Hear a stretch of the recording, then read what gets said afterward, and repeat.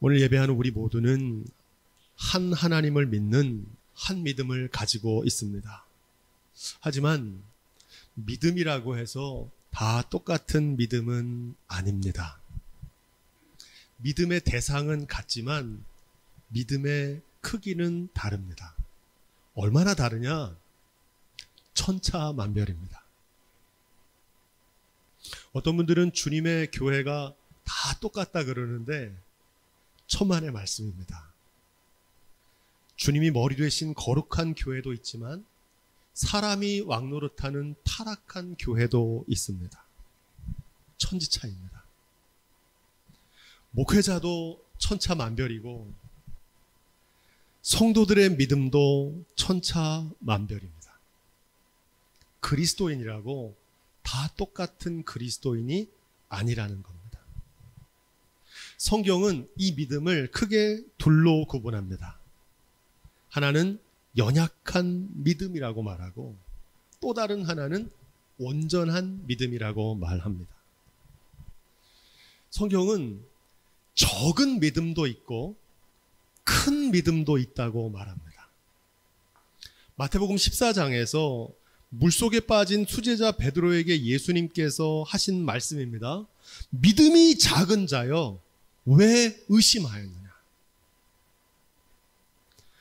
이어지는 마태복음 15장에서 예수님께서 귀신 들린 딸을 고쳐주시며 수로보니게 여인에게 이렇게 말씀하십니다. 여자여, 내 믿음이 크도다. 작은 믿음도 있고 큰 믿음도 있습니다. 또한 예수님께서 책망하신 믿음도 있고 예수님께 칭찬받는 믿음도 있습니다. 마가복음 16장에 보니까 제자들이 음식을 먹을 때 예수님께서 저희에게 나타나사 저희의 믿음 없는 것과 마음이 완악한 것을 꾸짖으셨다고 말합니다. 이는 자기의 살아난 것을 본 자들의 말을 믿지 아니함일러라. 부활하신 주님을 믿지 못하는 믿음을 보며 그 믿음 없음을 책망하셨다는 겁니다. 이와 달리 예수님께서는 로마의 백부장, 이방인이었죠. 그 믿음을 칭찬하셨습니다. 예수님께서 그의 말을 들으시고 놀라사 따르던 자들에게 이르시되 진실로 내가 너희에게 이르노니 이스라엘에서 이렇게 큰 믿음은 내가 결코 보지 못하였느니라. 큰 믿음, 예수님께 칭찬받는 믿음도 있다는 겁니다. 이 말씀에서 우리가 주목하는 것은 선민 이스라엘과 예수님의 제자들은 그 믿음을 책망하셨는데 오히려 이방인과 여성들의 믿음을 칭찬하셨다는 겁니다. 행복이 성적순이 아닌 것처럼 연약한 믿음과 온전한 믿음을 가르는 기준은 신앙의 연주, 얼마나 오래 믿었나, 신앙의 직분, 어떤 직분을 가지고 있느냐, 순서가 아니라는 겁니다. 먼저 된 자가 나중이 되고 나중된 자가 먼저 되는 일들이 나타난다는 사실입니다. 오늘 읽은 이 시편 44편은 연약한 믿음의 모습을 증거하고 있습니다. 우리 그런 의미에서 시편 44편 22절을 다시 한번 읽어보겠습니다. 시작. 우리가 주를 위하여 죽임을 당케 되며 도살할 양같이 여김을 받았나이다. 아멘. 이 문장을 한 단어로 줄이면 죽을 지경이라는 말입니다. 우리가 자주 하는 말 중에 힘들어 죽겠다, 못 살겠다, 지금 이런 말을 하고 있는 겁니다. 그런데 그 힘든 이유가 뭐라는 겁니까? 우리가 종일 주를 위하여 죽임을 당케 되며 이렇게 말합니다. 우리가 하나님을 믿는데 하나님 믿는 나에게 왜 이런 일이 벌어지는 겁니까? 하나님께 따져 묻는 원망과 불평입니다. 23절 말씀도 우리 그런 의미에서 함께 읽습니다. 주여 깨소서 어찌하여 주무시나이까 일어나시고 우리를 영영히 버리지 마소서. 주여 깨소서, 주님이라고 이름을 부르니까 믿음이 좋은 기도 같지만 예수님께서는 입술로 주여 주여 한다고 모두 온전한 믿음의 사람은 아니라고 말씀하셨습니다. 어찌하여 주무시나이까 일어나소서. 여러분, 하나님은 졸지도 않으시고 주무시지도 않는 분이신 줄로 믿습니다. 그런데 그 하나님을 재촉하고 있는 거예요. 빨리 일어나서 날 좀 도와달라는 겁니다. 두려워하고 있는 겁니다. 우리를 영영히 버리지 마소서 기도합니다. 여러분, 하나님은 우리를 절대 버리지 않으십니다. 이사야 49장 15절은 이렇게 말합니다. 여인이 어찌 그 젖먹는 자식을 잊겠으며 자기 태에서 난 아들을 긍휼히 여기지 않겠느냐? 그들은 혹시 잊을지라도 나는 너를 잊지 아니할 것이니라. 아멘. 이어지는 24절로 25절 말씀에 보면 그들의 연약한 실상이 더 잘 드러납니다. 어찌하여 주의 얼굴을 가리우시고 우리 고난과 압제를 잊으시나이까. 우리 영혼은 진토에 굽으리고 우리 몸은 땅에 붙었나이다. 일어나 우리를 도우소서. 주의 인자하심을 인하여 우리를 구속하소서. 아멘. 얼핏 보면 절망의 순간에 하나님을 향해 간절하게 부르짖는 애타는 기도처럼 보입니다. 하지만 이 기도의 실상은 주님을 향한 원망과 불평입니다. 하나님의 사랑을 의심하고 있는 겁니다. 마태복음 8장 24절로 27절에 나오는 말씀을 통해 분명해집니다. 바다에 큰 놀이 일어나 물결이 배에 덮이게 되었을 때 예수님은 배에서 주무시고 계셨습니다. 그때 제자들이 나와 주님을 흔들어 깨우며 말합니다. 주여, 구원하소서. 우리가 죽겠나이다. 우리가 죽게 된 것을 안 돌아보십니까? 예수님께서 이르시되 어찌하여 무서워하느냐? 믿음이 적은 자들아.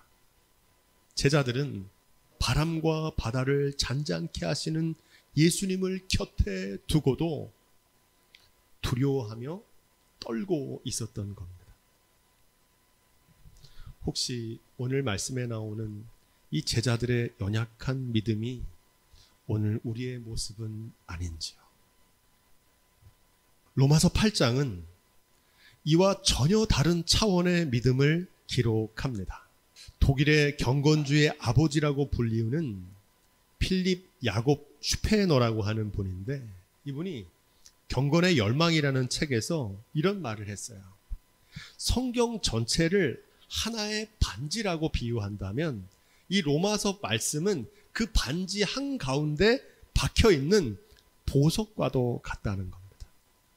그 중에서도 이 로마서 8장, 우리가 읽는 이 로마서 8장은 그 보석에서 가장 반짝이게 빛나는 광채와도 같다고 말합니다. 그러면서 성경이 만일 불타서 없어진다 할지라도 우리에게 로마서 8장만 남아있으면 우리는 구원받는데 아무런 지장이 없을 것이다. 이렇게 말합니다. 그만큼 우리가 읽는 이 로마서 8장이 복음 중에 복음의 말씀이라는 겁니다. 우리 그런 마음으로 로마서 8장 35절로 36절을 다시 한번 그 뜻을 생각하면서 봉독하겠습니다. 시작. 누가 우리를 그리스도의 사랑에서 끊으리요? 환난이나 곤고나 핍박이나 기근이나 적신이나 위험이나 칼이랴. 기록된 바 우리가 종일 주를 위하여 죽임을 당케 되며 도살할 양같이 여김을 받았나이다 함과 같으니라. 아멘. 앞에서 우리가 살펴본 시편 44편 말씀처럼 죽을 지경이라는 겁니다. 상황은 똑같은데 대처하는 자세가 다릅니다. 비록 죽음 같은 절망적인 상황이지만 그 무엇도 우리를 그리스도의 사랑을 해서 끊을 수 없다고 담대하게 선포합니다.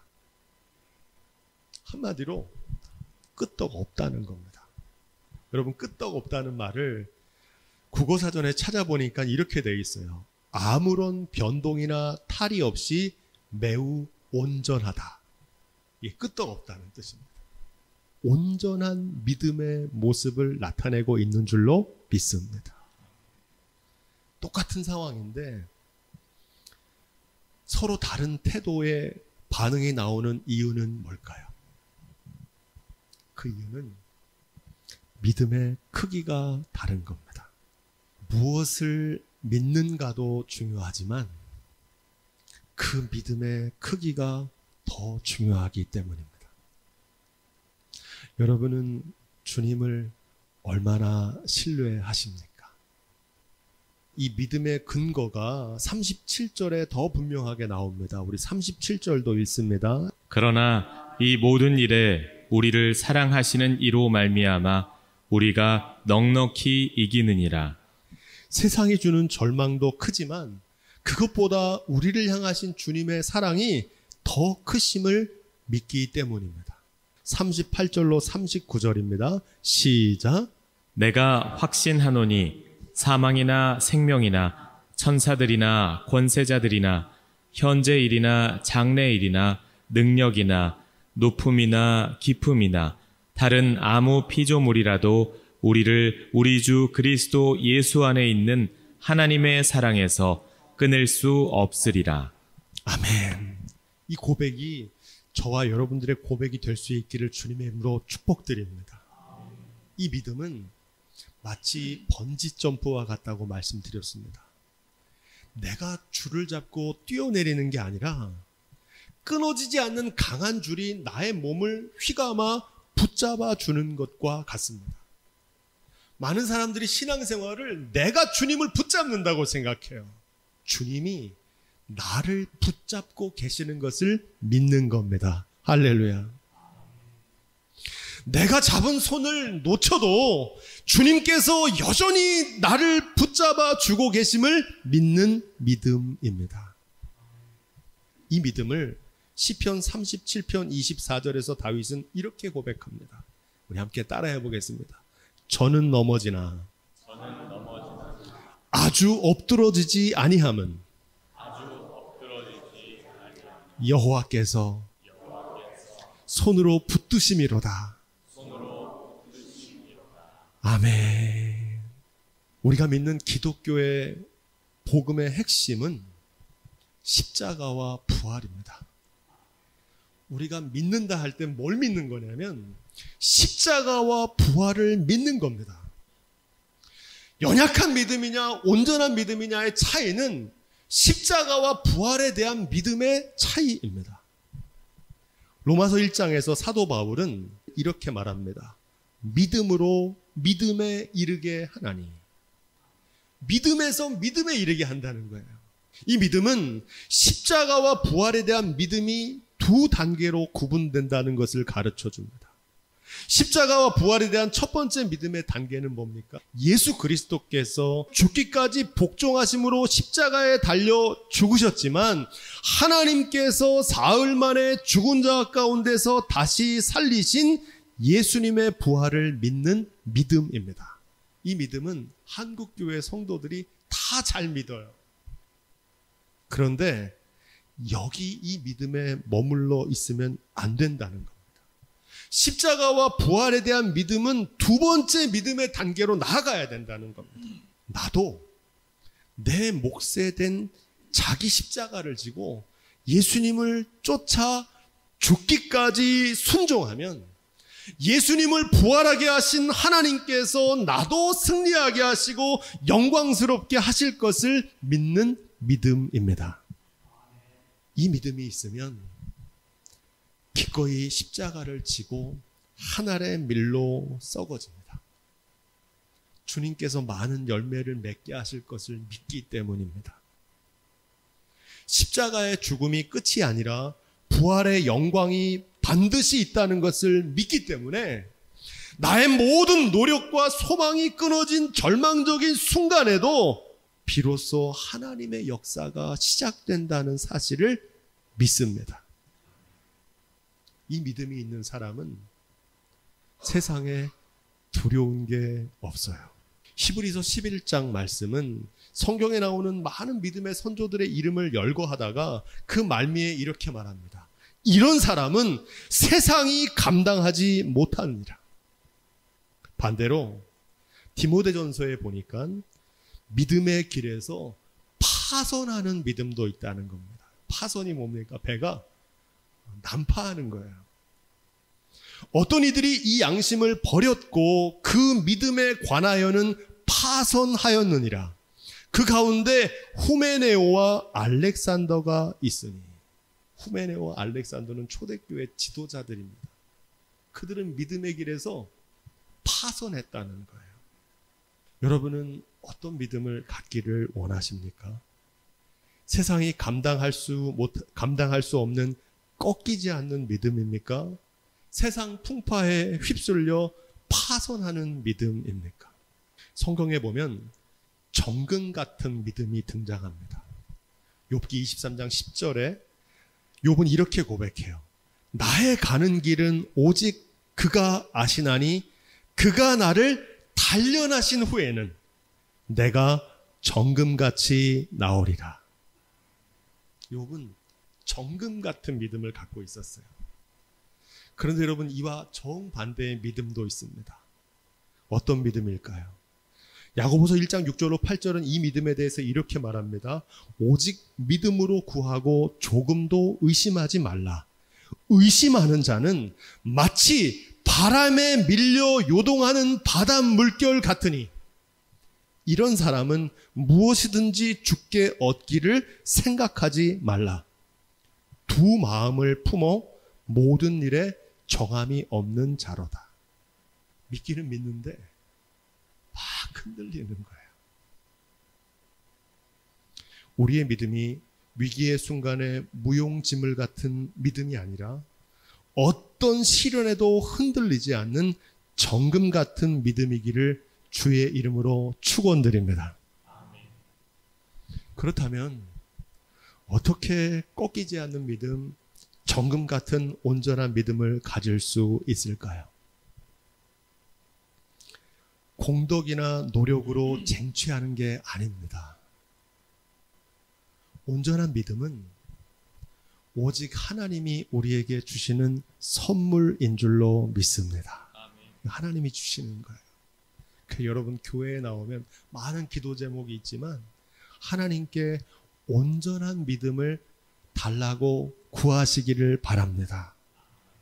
우리 하나님께서는 연약한 믿음에서 온전한 믿음으로 인도해 주시기를 원하십니다.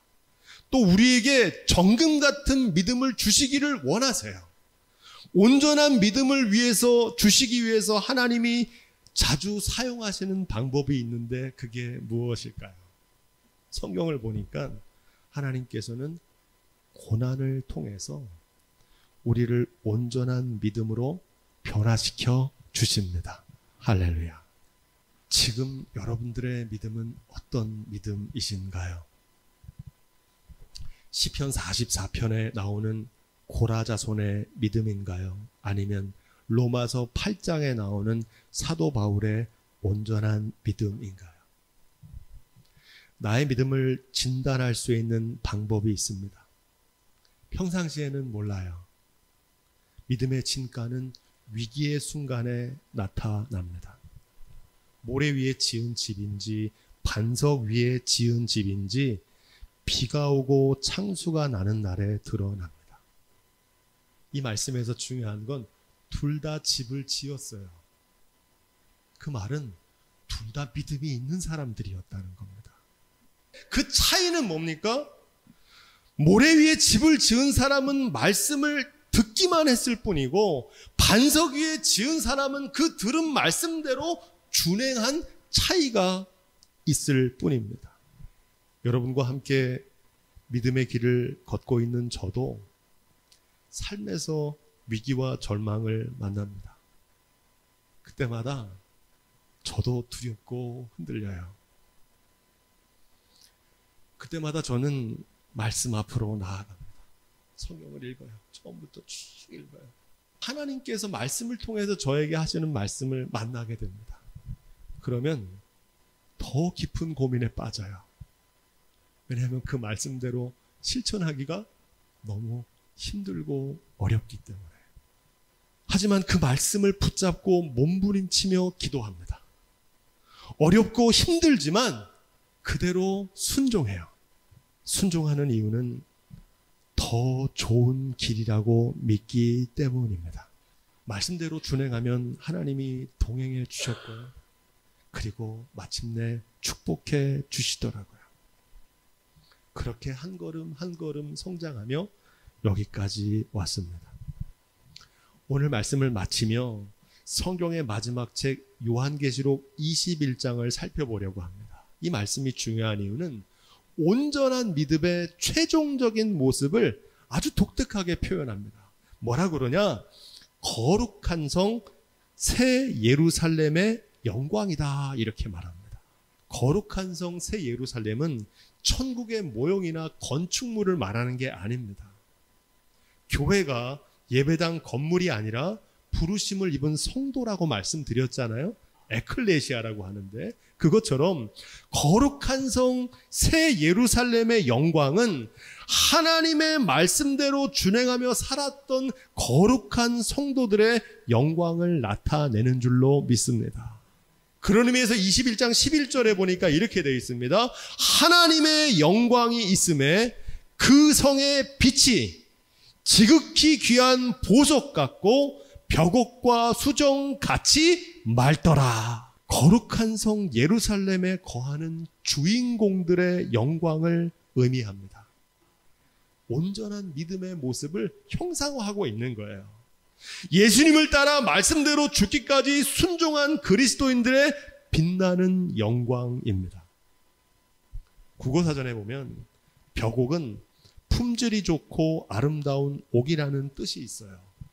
이와 더불어 또 한 가지 중요한 뜻이 있는데, 이 벽옥은 고상한 인품을 비유적으로 이르는 말이다, 이렇게 말합니다. 따라서 벽옥은 무엇입니까? 벽옥 같은 믿음의 사람을 증거하고 있습니다. 여러분, 사람이 벽옥같이 되려면 어떻게 해야 될까요? 본래 이 벽옥은 거친 돌입니다. 돌멩이가 옥으로 되려면 절차탕말을 해야 합니다.